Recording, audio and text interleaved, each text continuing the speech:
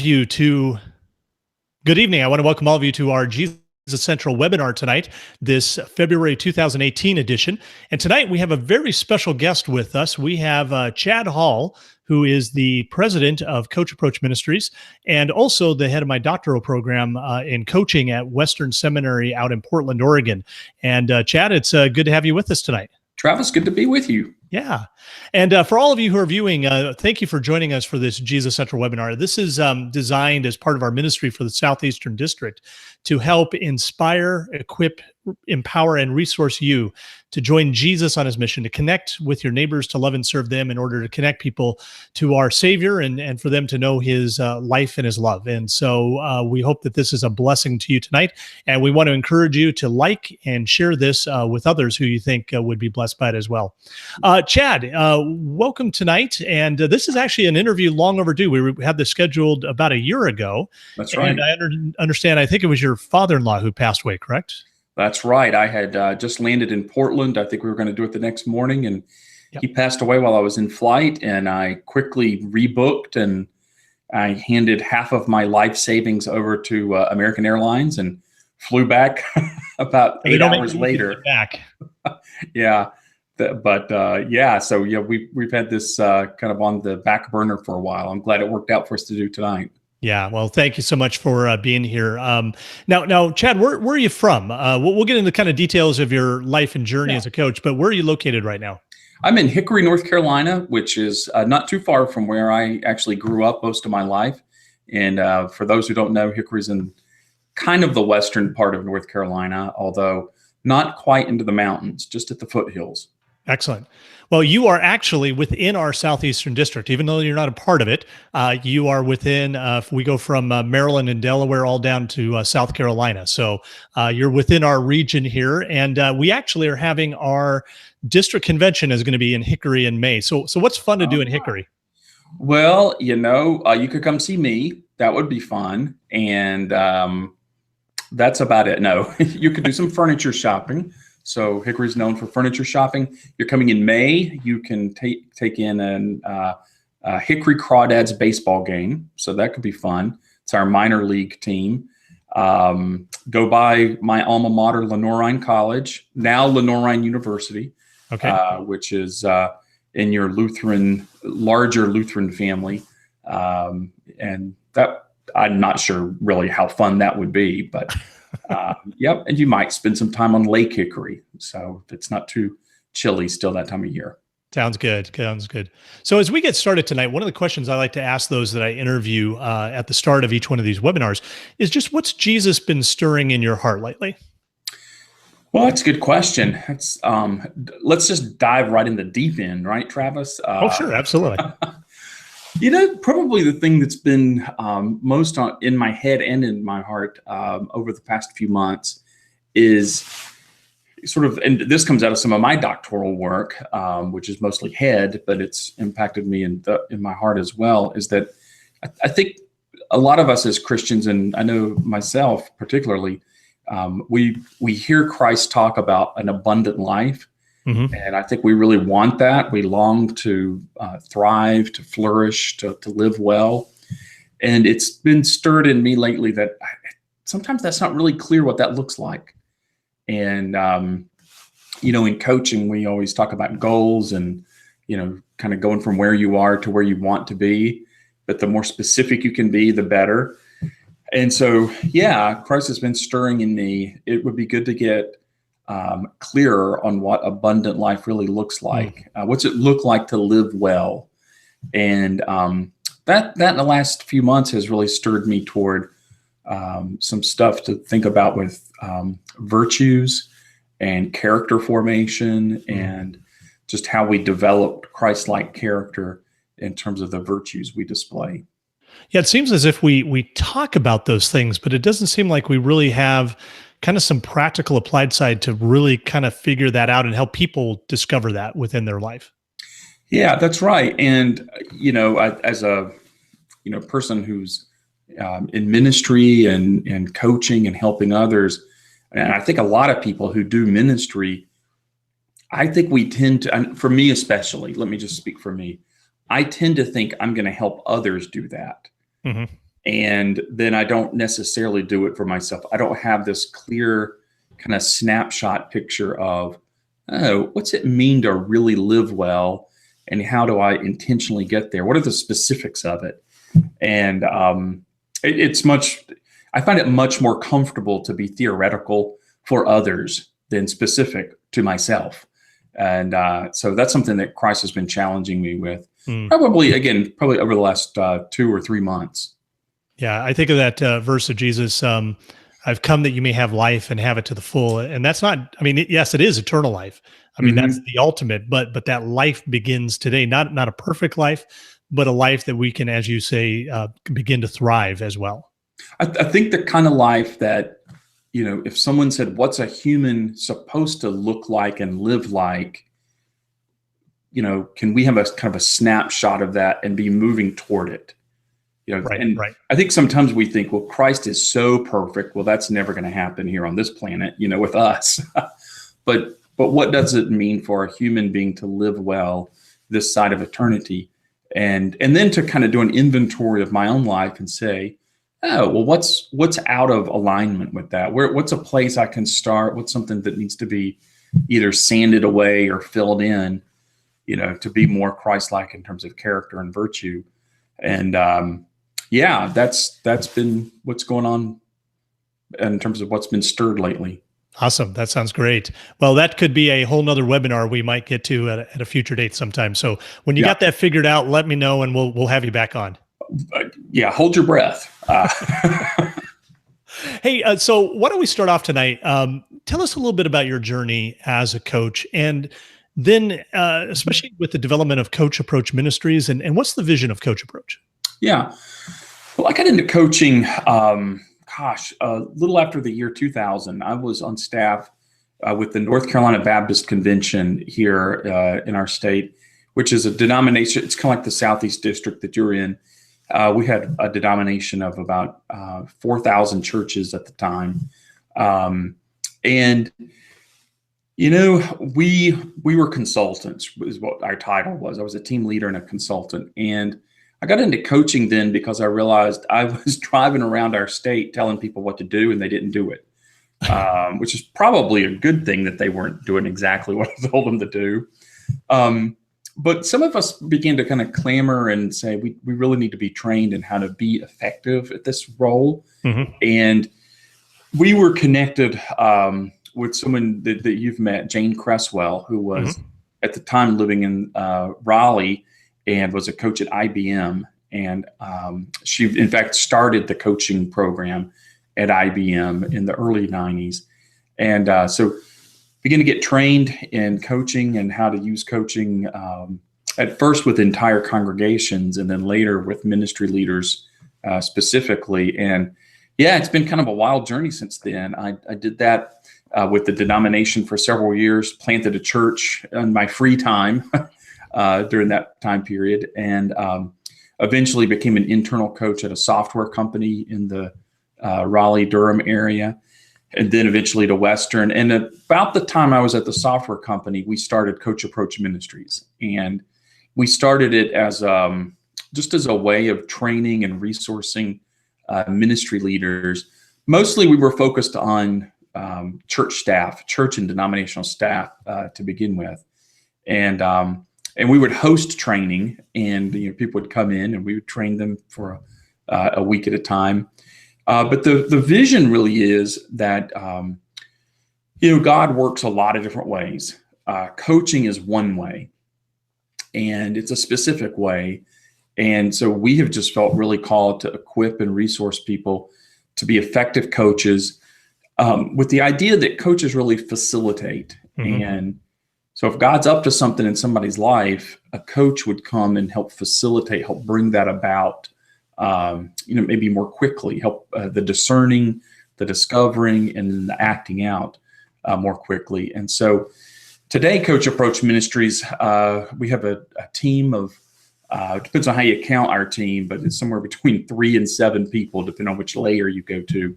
And then we have licensed trainers like you. You're one of the one of the finest licensed trainers we have, Travis. Well, thank you. And I'll send that check in the mail later on too. Yeah, I appreciate that. Tickets to a basketball game maybe would be nice. But yeah, so we train people all over the world to use coaching, and not all of them are ministry leaders. There are a lot of people who are in the marketplace or who are starting a coaching profession and that kind of thing. So with that, the vision of Coach Approach Ministries and your focus, if somebody were asking a question, what is this coaching stuff? How would you respond? I mean, because for some people, they think of coaching, they might think of Bobby Knight, in a sports context. So how is the coaching you do different? Yeah, I always like to go back to the etymology of the word coach. And as far as I can tell, so hopefully this is an urban legend, the first use of the word was that there was a city in Hungary in Eastern Europe that was named Coach, and they made carriages. So back in the horse and buggy days, and they made the finest carriages, and they had some kind of, I'm not a transportation expert, but some kind of leaf spring suspension system that made the ride smoother. And so these were like the Rolls Royces of carriages.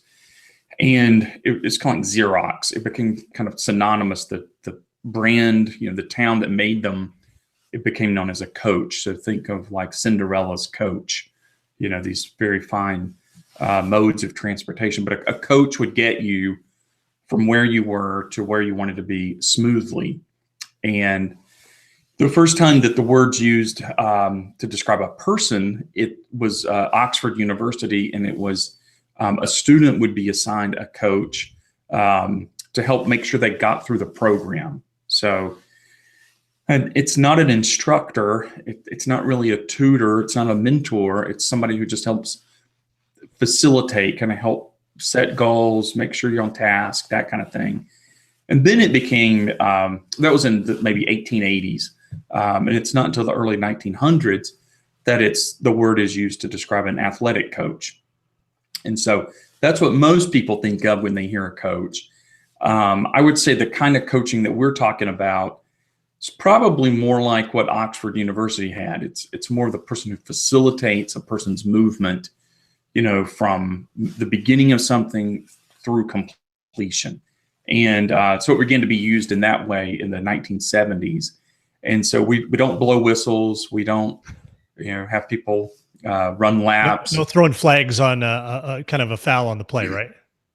No, I thought about that. I thought about getting one of those red challenge flags I'd throw to my clients. But no, probably the biggest difference with athletic coaching is that athletic coaches do a lot of training, and they're kind of the boss. And the kind of coaching that you and I do, of course, we're not the boss. We're more of a partner. Right. More like what you would think of, like maybe with a golf coach, where it's more kind of mental. It's more about setting goals. And in some ways, if you think of, Phil Mickelson or someone, that his coach facilitates him playing well. He doesn't really answer to his coach. He partners with his coach, unlike a sports coach or a team coach, where it's kind of like the coach is the boss. Right. No, I think that's a great image and distinction. So how would Christian coaching then in a ministry context look different from, say, life and executive coaching? Because it's very well known in the business world. And I think it's starting to become more well known in church circles. But how would you make that distinction of Christian coaching versus life and executive coaching? Yeah, there's some debate about this. But rather than, I guess, go too much into the debate, I'll just give you where I land in the debate. But essentially the debate is, do Christians coach differently than others? And I would say, it's kind of like the old Christian plumber question. Christian plumbing doesn't really look any different than, non-Christian plumbing. But I would say Christian coaching, of course, it is a Christian doing coaching, but in a ministry context where it looks really different is, it's a Christian helping another person discover, where is God working? What would it look like to join God in that work? How ready are they for that? What needs to change? Those sorts of things. So it's still very similar to life and executive coaching in terms of discovering goals, kind of clearing the path from where you are to get to those goals. But I think one really big distinction is that in Christian coaching, we tend to think that there are three people in the conversation. So there's a coach, there's a person being coached, and then there's the Holy Spirit. And the Spirit, of course, is available to both people, the coach and the person being coached. But we had that third person in the conversation. So it's not just a discovery kind of from the client, what's within the client. It's also the client discovering what God is revealing to the client. Right. By the way, I call them clients because that's typically, we got a lot of different language, client, person being coached, whatever, but I'll kind of go back and forth between those two. Sure. No, I think that's a good distinction. I always talk about, obviously we're looking for kind of kingdom impact. It's got a kingdom focus to it. And then I always love to, especially when I introduce coaching kind of in church or Christian circles, that verse that Jesus says, wherever 2 or 3 are gathered in my name, there I am in the midst. And so I think it's an intentional welcoming in and awareness that Jesus is part of the conversation too. Yeah, that's right. And that would also be a distinction not only between Christian coaching and regular coaching, but also Christian coaching and maybe what we call spiritual direction.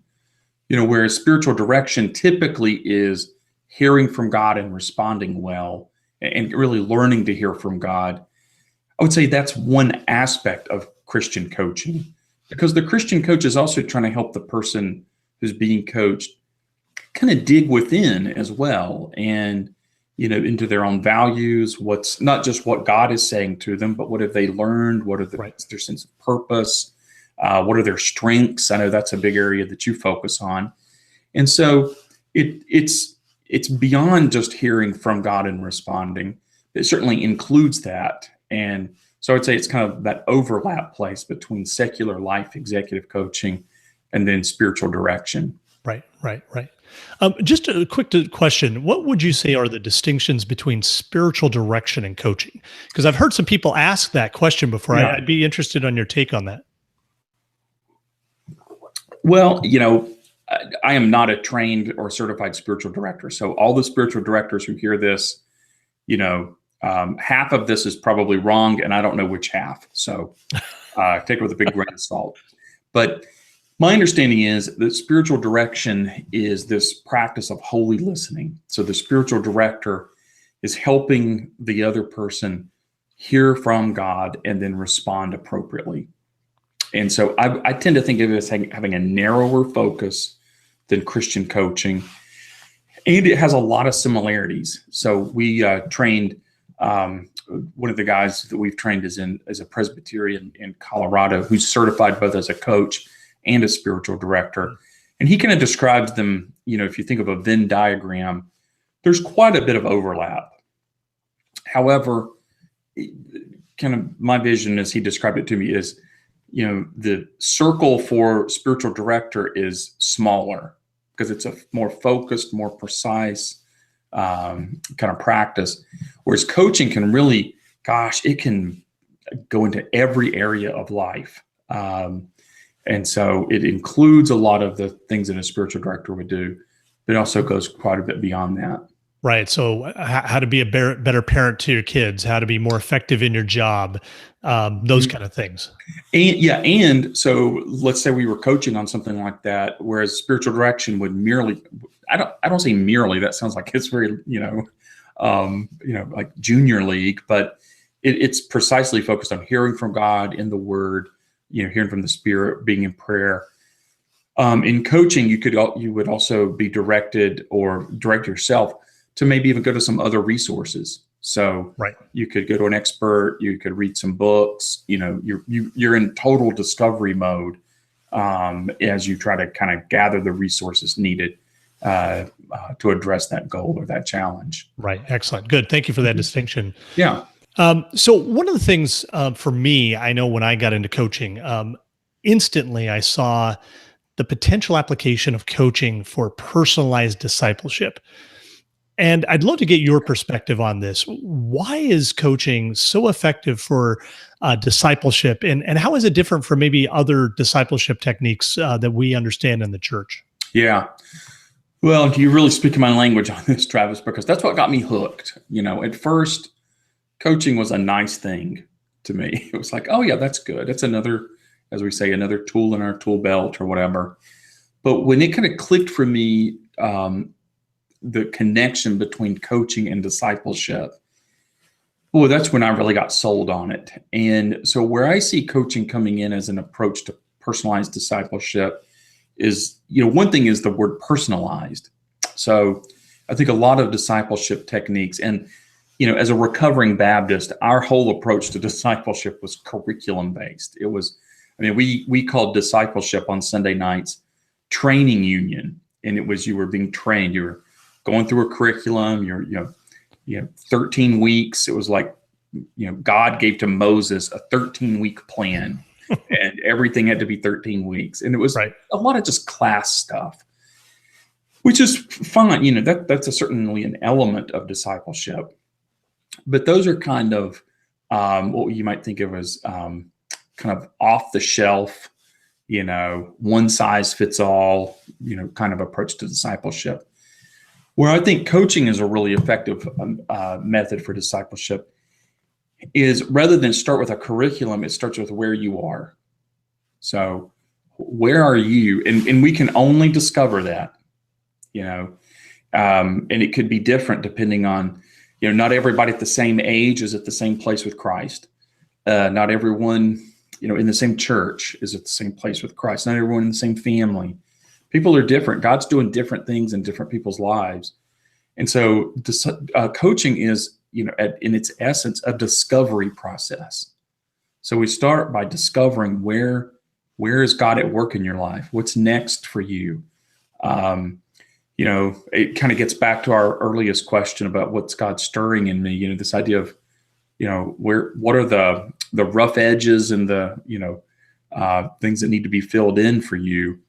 And as you discover that, then you can respond appropriately in the sanctification process. And to me, that's just huge. It's just a very tailored approach to an individual's journey with Christ. And don't hear me say that this is, every person kind of gets to make up their own way to Jesus. That's not what I'm saying. I'm just saying that to follow Jesus, for you to follow Jesus, probably means God's having you take some steps that are different than the ones I'm taking right now, because you're in a different place. Yeah. And, I've been as I work on my dissertation work, I've been really looking at how coaching and Luther's teaching on the doctrine of vocation come together. And what's been really interesting is that Luther would say, while in general, we have the call to love and serve our neighbors as we live out our calling in Christ and our callings of life. But he's even very specific about, how you love and serve your neighbor is going to be different than how I love and serve my neighbor. One is because we have different gifts and talents and God's workmanship in our life, but also our neighbors are different and the needs of them. So each one of our contexts, and so you can't really prescribe. We have the general call, but it's going to look different for each and every person. Yeah, and that's huge. And I love that as you connect it to vocation. The other thing that's really different about, I think, some other approaches to discipleship is they tend to be about filling your head with knowledge, assuming you're going to know how to turn that into action. Right. Well, I always think that's been part of our downfall of like evangelism programs. We say we do evangelism, but we never help people figure out, what does that mean for me? Yeah. What specifically should I do next? And the two big things that are generated out of coaching are new awareness and new action. If you want to just boil it down, you're getting new awareness and new action. And when you apply that in a discipleship context, an awareness of where am I, where should I be, what's it require for me to get there? And then action, what am I willing to do? What will I do? What steps will I take? Behaviorally, prayerfully, devotionally, to move in that direction. And so turning the awareness into action is really big. Right. Excellent. No, I think that's very good. So Chad, as you think about coaching, what would you say is maybe a biblical basis for a coach approach to discipleship. I'm sure you've kind of thought about that over time. And what kind of comes to you as you think scripturally about this? Yeah, well, one thing is, I would be really clear that there's nobody coached in the Bible. Right, You know, exactly. it's, uh, I see books, Jesus life coach. No, Jesus is not a life coach. There are some things in scripture that look, like things a coach would do. So there is discovery. There certainly is action and forward movement. There are a lot of questions in scripture.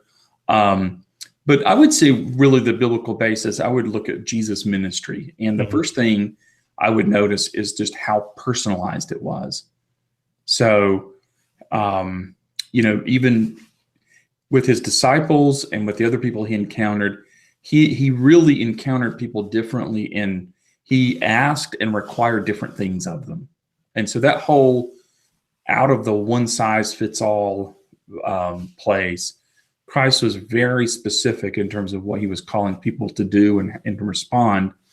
And so, yeah, I think coaching does that. I think coaching finds out specifically, uniquely, what's required of you, what's Christ saying to you.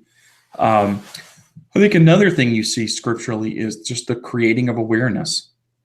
There's a book by a guy named Conrad Gimpf, I think is how you pronounce his last name, called Jesus Asked. And I think it's a pretty good book. But his whole thing is that, Jesus' very presence was one of question, in that it got people kind of off kilter. Quests are started with questions. And so his parables, his actual questions, his teaching was always kind of a big question mark to people, meant to generate new awareness and take them somewhere new. So I think that's a really big biblical basis for coaching. Right. In that book, one of the images that he writes about that I love is the idea that Jesus' parables, but also especially his questions, really served as wedges, that they never could leave you where you're at. It either moved you towards him in the kingdom or away, but you never could remain where you were in life. He was very pushy. I mean, in terms of moving, an unsettledness. And I think when one of the things I love about coaching is we are not here to have a nice conversation.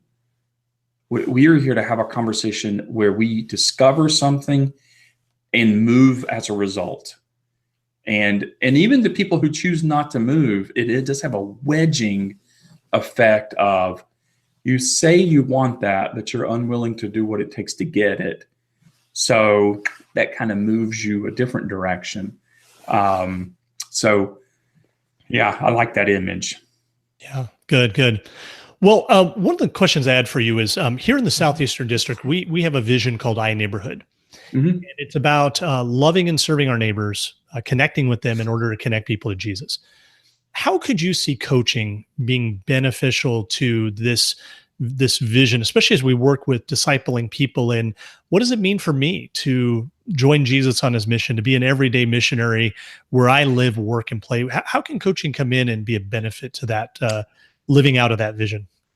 Yeah, well, I think if you're being missionaries to a specific neighborhood, then one, coaching for those missionaries to be, coaching could really serve them well by helping them notice what's going on in the neighborhood. What are they seeing? What are they hearing? What's that kind of calling from them? What ideas and options do they have for responding to what they see and hear? And just really kind of a coach could be that thought partner for the missionary. The missionary, the people who are doing mission in their neighborhood, they could also leverage coaching, as coaches, or at least using some coaching skills. Because I think as you go out on mission, especially in kind of today's secular world, I mean, honestly, Travis, I don't think there are that many people kind of sitting around puzzling, what must I do to be saved? I don't think that's the question they're asking, but they are asking questions. And I think someone who will come around and facilitate those questions and help them hear, what are they asking themselves? Where is it that they feel like they want to go in life. My sense is that as you coach someone, even someone who's not yet a Christ follower, if you were coaching them to move forward in life, eventually they meet Jesus. Right, right. It may be a bit of a windy, circuitous route to meet him, but if you're living with any kind of intentionality, if you're looking for a better life, you're going to meet Jesus on the way. Right. Yeah. One of the things we as Lutherans, we like to be very theological. And one of the things I heard was, when we think about the Apostles' Creed, we think of the second article, which is about Jesus Christ and life and salvation. Mm-hmm. And we're really good at giving that Jesus answer to people. But as you said, people aren't asking those second article questions. They're asking those first article questions. How do I get a good job? How do I find satisfaction in my job? How do I have a good marriage, or find a life partner who's going to love me? These are the kind of questions about meaning and purpose of life. Yeah. But it's as we meet people there in those questions and learning how to be with them in those, that it then opens up those deeper spiritual searchings within their soul that can at least help them create that awareness that maybe there's a spiritual thirst there that presents that opportunity there then to share Jesus with them.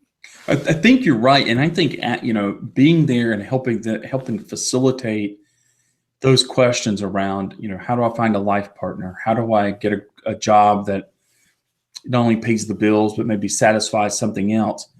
In my mind, Travis, eventually those questions lead to, why should I get out of bed in the morning? Yeah. Which is a pretty good question, Yeah. And, I don't think that's the question you necessarily ask while you're standing in line at the supermarket to the person behind you. But if you develop a relationship, everybody's asking that question. They ask it every morning, at some level. And as you mentioned, the purpose and the meaning, I don't know that a lot of people in our culture these days even have spiritual language, but they are asking spiritual questions. Yeah. And reminds me, I can't remember the name of it right now, but Tim Keller's somewhat recent book. I mean, the guy writes about a book a month, I think, but it's not Reason for God, but it's kind of I think he called it the prequel to that, even though it came after it. But anyway, he talks there about, people are philosophical. They're wondering, what's the meaning? What's the purpose? What's kind of my philosophy of life? And we can't help people discover their philosophy or kind of what's off about their philosophy of life if we don't engage them in conversations. And boy, that really is coaching in a nutshell. It's a way to have an intentional conversation, right? So that people can discover and can respond appropriately. Excellent. No, that's good.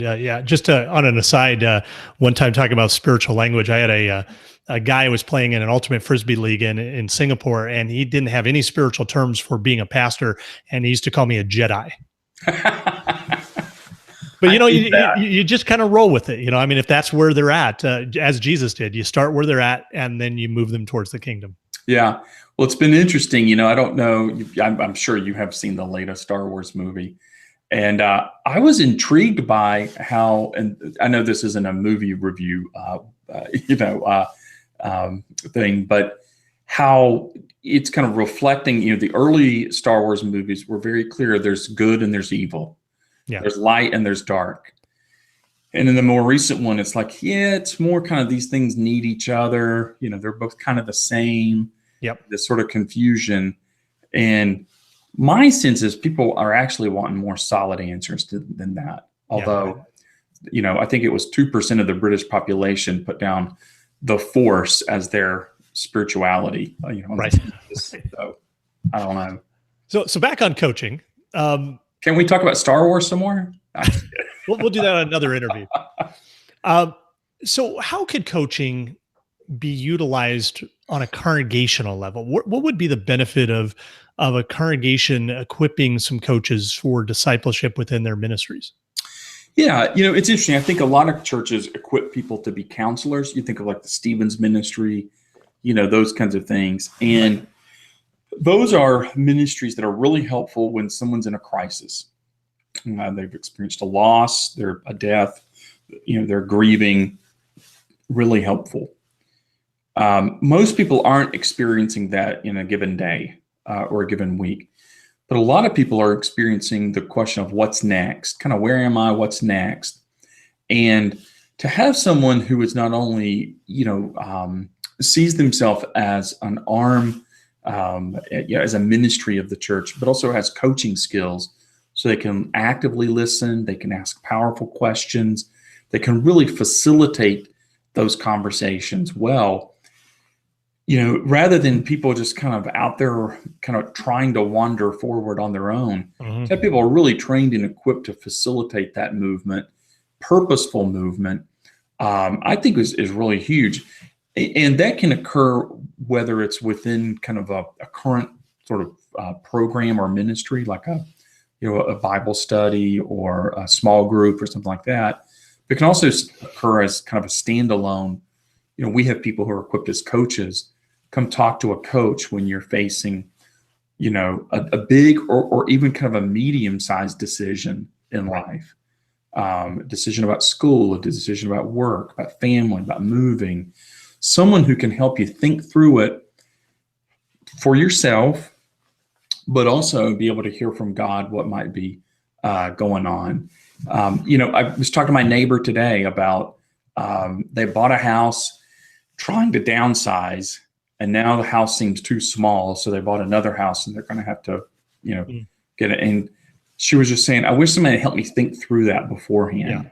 Yeah. And we tend to think, well, that's not, Jesus isn't interested in that. Well, of course he is, to come in and help somebody really facilitate and think through even those simple things of life, which honestly, that's not that simple. It's mundane, but it's not simple. Right. I think that's a tremendous ministry for a church. And then people are moving closer toward the good life that they find in Christ. And so then they don't just think that the church is there only when there's a death or a tragedy or a crisis. Right. One of the things I always talk to people about coaching is I always kind of equate coaching to be a creative think partner. Sometimes you just got to get out of your own head and engage somebody else. But again, not in a way like we talked about earlier, where they're telling you what to do, but somebody helping you figure out what makes sense for you and bringing in that spiritual perspective. What is God calling you to do? What's Jesus calling you to do as well? Well, it's interesting. I think that one of the reasons some of our church members these days don't know how to hear from God is every time they go to a pastor and say, I'm not sure what God's saying here, the pastor tells them what God is saying. Yeah, we're very trained to give answers. We're the answer person. Spiritual answers, yeah. But what about a person who could facilitate that person hearing from God?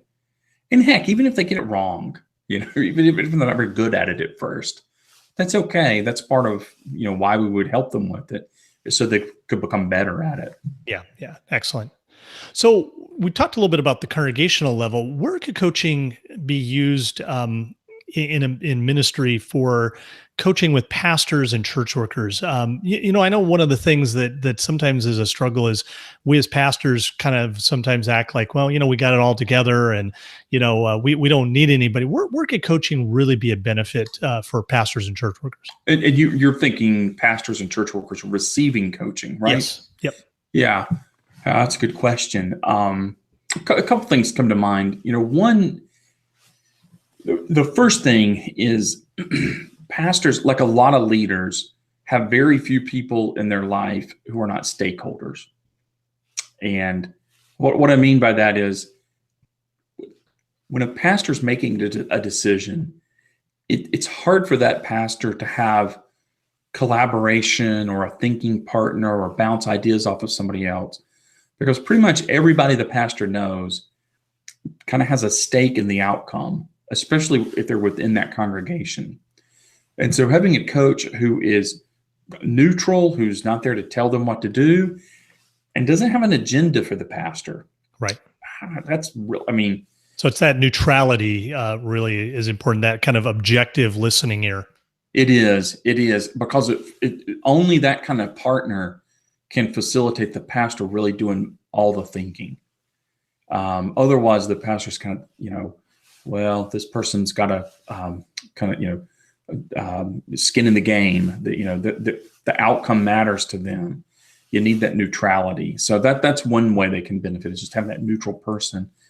I think then they benefit from coaching like a lot of other leaders do when it comes to performance and development. So performance, just thinking through, gosh, what am I doing these days and how can I do it better? What are the interferences that are preventing me from performing at a higher level? And I don't mean performing like, we have to earn an A for God. I just mean the things we do, we want to do them well. How can I be more efficient at sermon preparation? How can I reflect and really know whether I'm ministering well, and what would it look like to do it better? One of the things I hear a lot of pastors get coached on when I'm coaching them is, how do I work with staff? Most of us weren't trained to do that in seminary. Yeah, I know our seminary, we're very trained to kind of be that solo pastor, and we do everything. We don't know how to be teams with other staff or even our congregational leaders. It's kind of rare in most denominations. And so, I had a little cottage industry for a while where I was coaching a lot of pastors who had been really successful in kind of the solo pastor who's got a couple of part-timers, in the church, musician, youth leader kind of thing.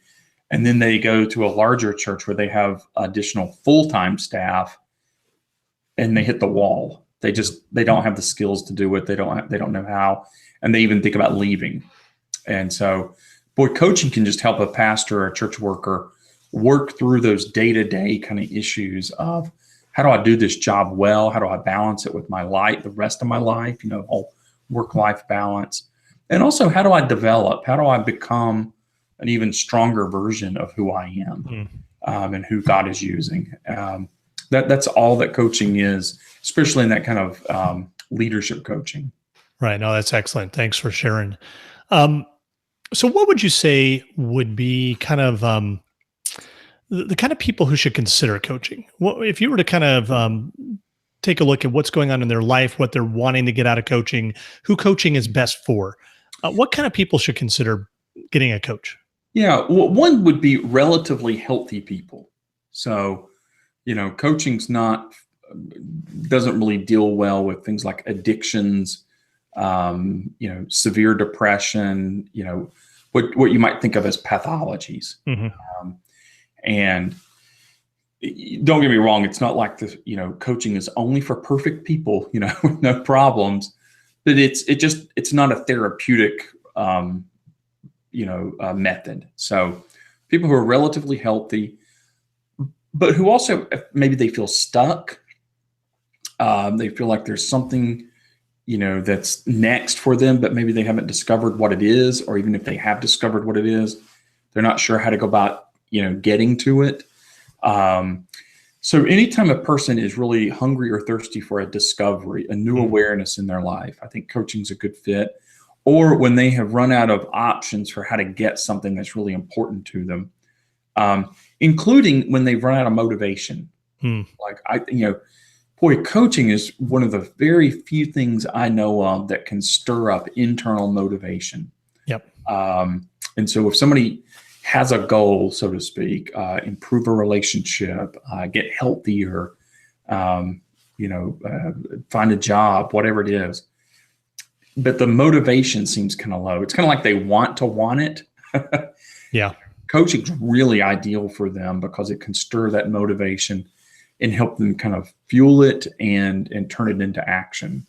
Yeah. I had that experience of coaching a young man back when I was in the Bay Area out San Francisco, and he had graduated and it was just when 2008 hit and the economy was bad. He after 5 years, he couldn't find a job, and he had a lack of motivation, had given up, didn't see any value and worth, and really coaching jump-started all that for him to actually believe he did have worth and to try again. Yeah. Man, it really, again, I don't want to make it sound like a silver bullet or a magic elixir or something like that, but it really does work because I think people have a latent motivation and they just need somebody to help them kind of uncover it, mixed metaphors here, but kind of fan the flames of it. Mm-hmm. And, that's a big part of what coaching does. Yeah, excellent. So, without breaking any confidence, obviously, coaching it's a confidential conversation, Mhm. but just maybe kind of in general terms, is there a story you could share of the impact that coaching had on somebody in some of the ways that we've been talking about? Yeah. Let me think about that. Yeah, I think yeah, this is a good one. I think this is a good one because we're talking about church staff and those kinds of things. But I was coaching the pastor of a fairly, I hate to say large, because that's kind of relative, especially when you hear about these churches that are, 100,000. This Right. church was not that large. So it was large by my measures. It was a couple of thousand maybe. And anyway, I was coaching the pastor, and it was an ongoing coaching relationship. And the church's operations guy had recently resigned to go to the mission field. Mm. And, honestly, it was a guy that this pastor had inherited. He took the church over. It was called, I think when the church was maybe 400 or 500, it helped it grow to maybe 2,000, 3,000, something like that. And so anyway, this operations guy resigns to go to the mission field. And this was what was on his mind. How do we find someone to replace him? Hmm. And so one of the things that a coach does is sometimes they hear kind of key words and they poke at them. They just kind of, and I heard him say replace. And I said, so replace. What's another verb? What's a better verb? Because replace sounds like what you do to a light bulb. Right. And, or a tire. You blew a tire. Let's replace it. And I said, I've always known you to be improving. And he said, yeah, I would like to upgrade. I would like not just to fill that position, but to fill it maybe with somebody different. And we went to the whiteboard, and I just said, so if you can imagine, don't worry about the person, just what would the position be? Mm-hmm. And it went from this operations guy who kind of made sure the lights were on, security, the heating was taken care of, whatever operations guys do. It went to, he was talking about somebody who could really help the culture change. Mm. And he just was dreaming, all this stuff. And he kind of stood back after about 15 minutes and looked at the whiteboard. And I said, without thinking about it more than half a second, who's the ideal person to do this? Mm-hmm. And he says, well, and anytime someone starts with, well, they're going to kind of hedge their bets. And he said, well, the guy who's ideal for this, I knew at my other church in the Midwest, but this guy just moved to California because he works for Apple. And he just moved because he's now been promoted and he's at Apple's headquarters. And so he would never do it, but that's the first person that comes to mind. And, coaches poke, we challenge, right. And I said, well, God revealed to you that person. What's stopping you from at least asking him? Well, he would never say, yeah. I said, well, again, what's stopping you from asking him? Right. And long story short, he finally asked him. And within a month and a half, this guy moves. He had been promoted 3 months earlier, loved it in California, loved it, but saw what was happening in the church and moved his entire family to the East Coast to take this job, and has been there, ever since. That was several years ago, and just brought a tremendous value to that congregation. But I like this story because in coaching, you're helping people dream and maybe dream a little bigger. You're helping them really think of practically what would it take to kind of bring that dream into a reality, and to trust God with some things, to trust God with taking a risk and, going out on a limb, so to speak. So that was, not every coaching session is quite like that, but some good ones are. That's awesome. No, it's great to Yeah. hear those kind of stories and kind of see what coaching looks like practically. Yeah. Again, I think we talk many times in general terms, but to hear stories like that helps you kind of understand of, who is somebody who might benefit from coaching and what does that relationship look like and some of the things that you work on. Yeah. Well, and the one thing I don't like about that story is it's a big decision. Hmm. And coaching is great for big decisions, but it's also great for small decisions. And, Right. we believe in the mustard seed conspiracy, that sometimes it's the little decisions that really create a huge outcome. And that's the beauty, is that there are all these, thousands of little decisions that coaching can help with that, contain the kingdom. And that's really rich. Awesome. Good. I know we touched on it a little bit, but I'd like to dive in maybe a little bit deeper on it. We've talked about coaching for discipleship, what it looks like maybe Mhm. in a ministry and with pastors and church workers. What would be the benefit of coaching for outreach as we consider reaching out to this post-church, post-Christian world? And especially, we talk a lot about millennials and now the I generation or Generation Z. Where could coaching really be a benefit in reaching out to connect with your neighbors in your community? Yeah, well, one thing is, I think that it's the beauty of reaching out, because, like with the rise of the nuns, fewer and fewer people are coming to church. And so, the idea that you're going to have a chance to minister to them, as a part of the congregation or kind of in those formal structured ways, is really out. So one of the cool things about coaching is it's highly portable. You can take it. You can take it to a high school campus. You can take it to a college campus. You can take it to a neighborhood. You can take it to a bar. You can take it wherever, because all you're taking with you is the ability to ask questions and listen and know how good conversation unfolds.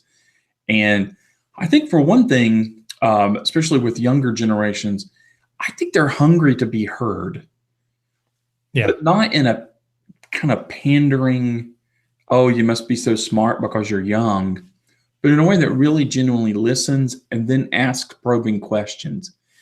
And my sense is that millennials and the Z generation, maybe less so than other generations, they're not as interested in having a mentor. Mm-hmm. They're not interested necessarily in someone kind of pouring wisdom into them, based on that person's experience. I do think they're more interested in someone who's going to listen, who's going to ask provoking questions, who's going to stimulate their own thinking, and who kind of brings the structure of helping them make some decisions, right, and get to action without ever telling them what to do. Yeah. And I think that comes under the kind of the umbrella or the banner of, I'm here to facilitate you becoming the kind of person who can think through things and make good decisions. Right. Right. I think that's a tremendous outreach opportunity. And so what that looks like kind of day to day is probably just people within a congregation going out and going into the places and the activities where people far from God already are. Mm-hmm. And kind of, I guess, infecting those relationships with a coaching presence. And one, just really building relationships with people. Yeah. I think coaching is a great way to build those relationships with others. It's a great way to demonstrate love and concern for other people. So I don't know if that's kind of what you were asking. Yeah, definitely. And I would totally resonate with that in my experience with coaching, because, when I go out to outside the ministry in the community, I say I'm a pastor. It's so interesting because instantly you see this wall come up for so many people who, mm-hmm. Are kind of questionable about the Christian faith and such. And there's always kind of this perception of what we are here to do to them or get them to do. Where when I go out with a different hat and not being dishonest and being a trained coach, I say I'm a coach, that is a whole different relationship, because there's a perception of, you're here to bless me. You're here to help me. And it creates a whole different conversation and relationship, one of much more openness and trust that I experience in outreach sort of settings versus wearing that hat of being a pastor in a ministry. Yeah, the pastor who is out to get people to come to church. Yes. I'm here for you to bless me. Instead, Coach, I love the way you put that, Travis. It's obvious that you're here to bless others. Yeah. Yeah. So we're kind of coming close to the end of our time tonight. One of the things I want to ask, and especially for those who are viewing this and maybe thinking about their context, their ministry, their congregation, how can a congregation begin to build a coaching culture within their ministry? Oh, yeah, that's a good question. I think a coaching culture, a couple of things come to mind. One is first, just do some coaching. And nobody ever feels prepared to coach. And that's a good sign that you're ready. So, get some training, of course, read some books, those sorts of things, but just start trying to ask better questions. So start doing some coaching. And I know you're a great resource for that in terms of training and development. But the other really big thing is to get a coach. What's the saying, drink your own champagne or eat your own dog food or whatever. Drink your own beer. Champagne. I like the beer one. So drink your own beer. Drink your own home brew. But if you want to use coaching with others, by the way, not on others, but with others, get coaching yourself. Yeah. And I know you've got people who coach, within your network. It's really good for you.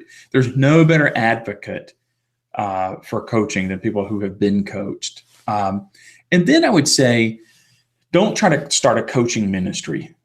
Instead, I would tag it to specific ministries or outcomes.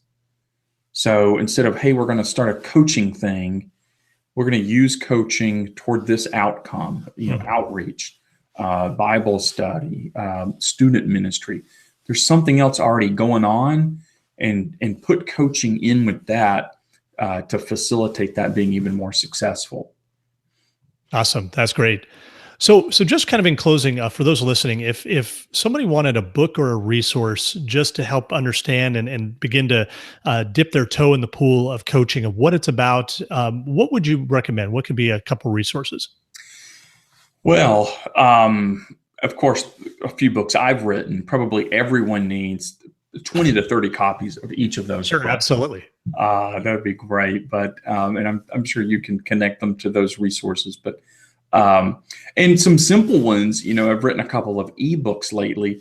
I don't know that they're total beginner coaching books, but they're not super advanced, but they're short. So I have a couple of 99-cent ebooks that's what I'm trying to do, is put it into the hands and the heads of people, make it accessible.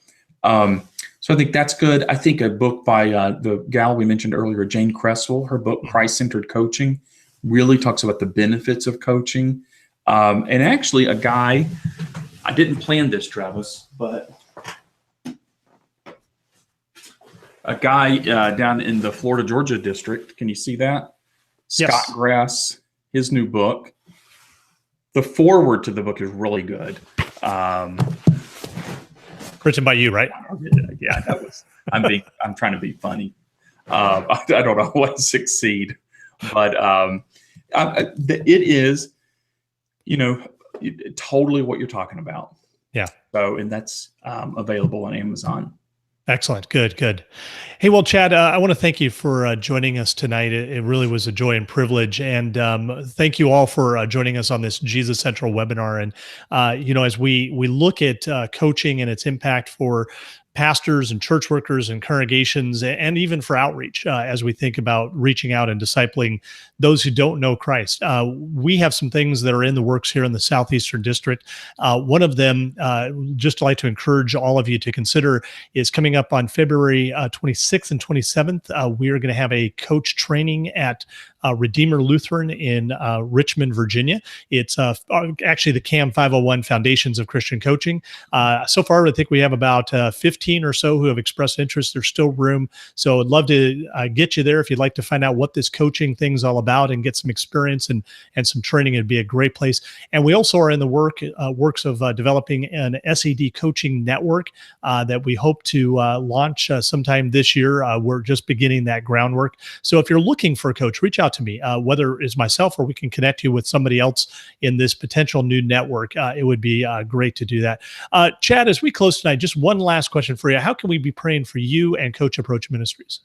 Oh, well, thanks for that, Travis.